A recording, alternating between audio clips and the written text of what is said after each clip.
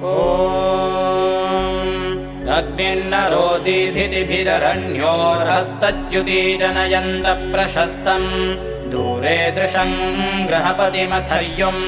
तमग्निमस्ते वसवोऽन्यण्वन् सुप्रतिचक्षमवसे कुतश्चित् लक्षाय्यो योतमास नित्याः प्रेद्धो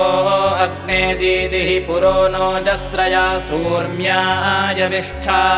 त्वां शश्वन्त उपयन्ति वाजाः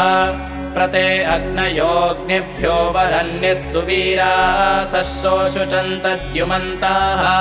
यत्रा नरः समासते सुजाताः दानो अग्ने धिया रजिं सुवीरं स्वपत्यं सहस्य प्रशस्तम् नयय्या वातरति यातुमावान् उपयमेति युवतिः सुदक्षन्